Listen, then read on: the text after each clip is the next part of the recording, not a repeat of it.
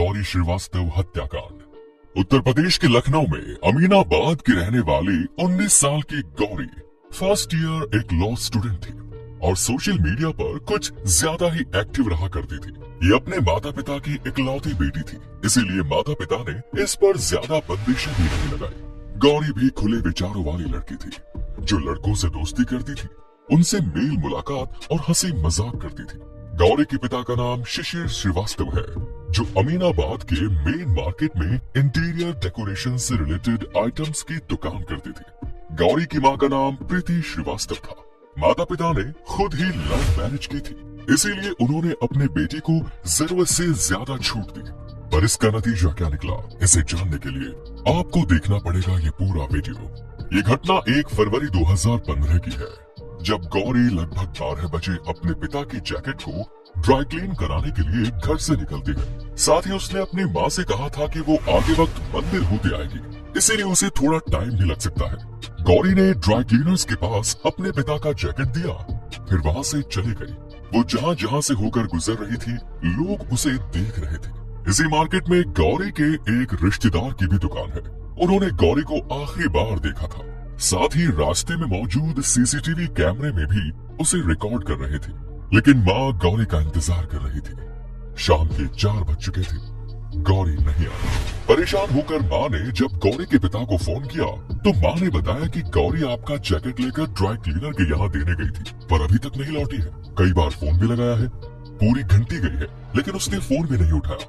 पिता के माथे पर अब चिंता की लकीरें खिंच गई। उन्होंने गौरी को कई बार फोन लगाया, परंतु कोई जवाब नहीं आया। थोड़ी देर बाद एक लड़का गौरी के फोन पर आता है और उसने बताया कि आपकी बेटी रात तक घर पहुंच जाएगी, चिंता मत करिए, वो मेरे साथ है। एक बार और गौरी के पिताजी उस लड़की से बात करते हैं और उसने वही जवाब देकर फोन रख दिया। गौरी के पिता उससे कुछ पूछना चाहते थे, गौरी से बात करना चाहते थे, परंतु उसने इसका मौका ही नहीं दिया।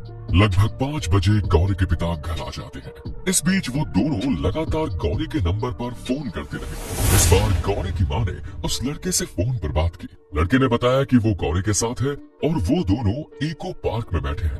थोड़ी देर में यहाँ से गौरी घर के लिए निकल जाएगी, लेकिन उस लड़के ने गौरी के माता पिता को कुछ भी पूछने का मौका तक नहीं दिया। उस लड़के का व्यवहार गौरी के माता पिता को सस्पिशियस लगा।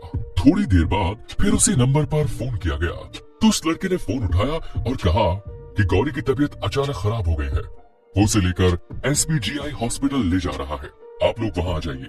लेकिन गौरी के माता पिता जब हॉस्पिटल पहुँचते हैं तो उन्हें पता चला कि यहाँ तो गौरी नाम के कोई पेशेंट को लाया ही नहीं गया है। गौरी के पिता इको पार्क भी जाते हैं, परंतु उन्हें वहाँ कोई जानकारी नहीं मिली। अब गौरी का फोन स्विच ऑफ हो गया। उसके माता पिता ने गौरी की मिसिंग कंप्लेंट नजदीकी अमीनाबाद पुलिस स्टेशन में लिखवा दी, लेकिन घर आने के बाद माता पिता की रात बेचैनी में जागते हुए कटी।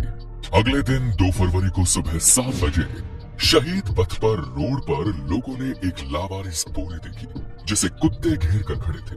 वो कभी उस गोरी को सूंघते तो कभी उसे नोच रहे थे। लोगों ने जब उस बोरी को देखा तो हैरान रह गए। उस बोरी में से किसी डेड बॉडी के पैर नजर आते हैं। पुलिस को इन्फॉर्म किया गया और पुलिस ने अपनी छानबीन शुरू की।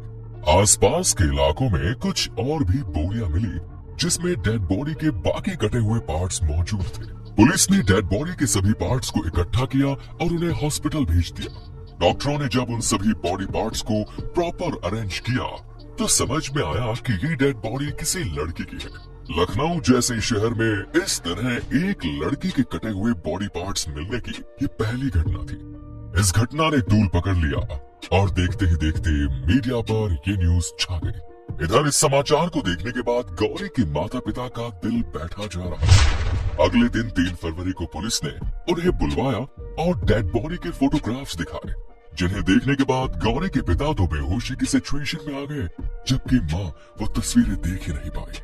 गौरी के शरीर के पास से जो चीजें मिली उनमें इयररिंग्स, अंगूठी वगैरह थी। इसके अलावा डेड बॉडी की फोटो के आधार पर माता पिता ने ये कंफर्म किया कि ये डेड बॉडी गौरी की है। इसके बाद पुलिस ने अज्ञात आरोपी के खिलाफ हत्या का मुकदमा दर्ज किया और मामले की तफ्तीश शुरू की। गौरी की कॉल डिटेल, लास्ट लोकेशन और सीसीटीवी फुटेज को लेकर पुलिस एक्टिव हो जाती है। इंटरनेट लॉग्स के माध्यम से गौरी की लास्ट लोकेशन लखनऊ के तेली बाग में मिली, जहां से सीसीटीवी फुटेज को पुलिस ने खंगालना शुरू किया। सीसीटीवी फुटेज देखने पर पुलिस ने गौरी को पहचान लिया और ये पाया गौरी सड़क पर चलते हुए किसी से चैट कर रही है। इसके बाद वो किसी लड़के के साथ बाइक पर बैठकर जा रही है। लड़के ने हेलमेट पहना है, इसीलिए उसकी पहचान स्पष्ट नहीं हो पाई। ये केस पब्लिक डोमेन में आ चुका था और अब स्कूल कॉलेज के छात्र छात्राएं भी गौरी के पक्ष में प्रदर्शन कर रही थी। इस मामले पर पुलिस की एक साथ कई टीमें काम कर रही थी। एटीएम आरटीओ ऑफिस पहुंचे, बाइक का डिजाइन और कंपनी के बारे में मिले इंफॉर्मेशन के बेस पर पूछताछ करने लगी, तो पुलिस की दूसरी टीम पब्लिक डोमेन में पूछताछ करने लगी। पुलिस की पूछताछ में उस बाइक वाले का नाम सामने आया। उसका नाम हिमांशु प्रजापति था।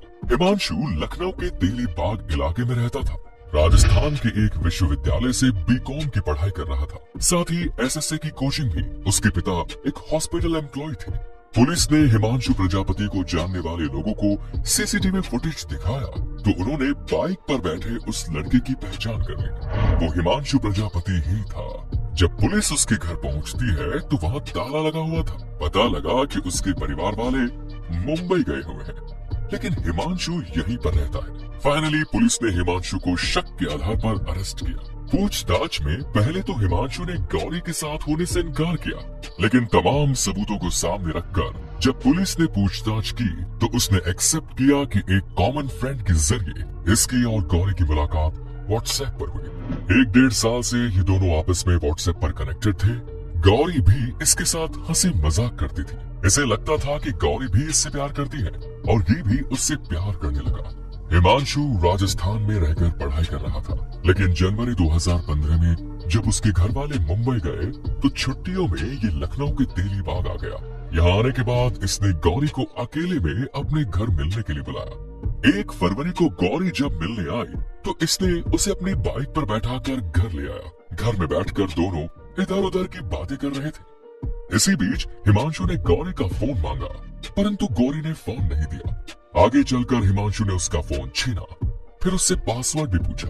इसके बाद जब उसने गौरी फोन को खोलकर देखा तो देखा कि गौरी ने अपनी कुछ अश्लील तस्वीरें अपने किसी मेल फ्रेंड को भेजी है। ये देख उसे बड़ा झटका लगा और इस बात को लेकर इन दोनों के बीच झगड़ा शुरू हो गया। हिमांशु ने गौरी का गला दबाना शुरू किया और उसे धक्का दे दिया।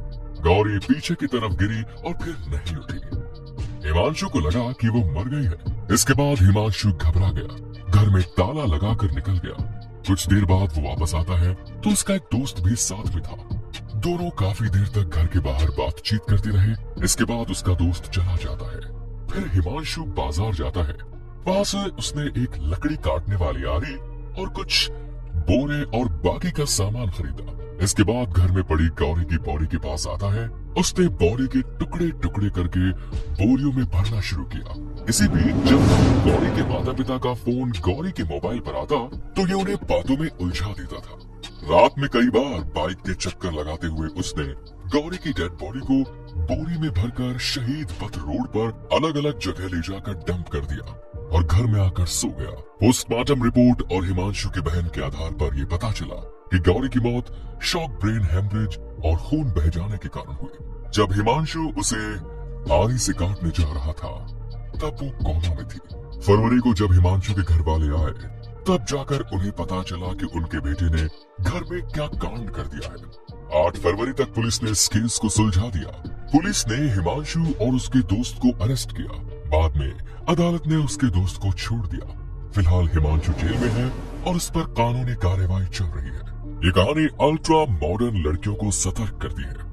आज भी यदि कोई लड़की घर परिवार की लक्ष्मण रेखा को क्रॉस न करे तो निश्चित रूप से उसके साथ कोई बाहर वाला अन्याय नहीं कर सकता। आप इस बारे में क्या सोचते हैं?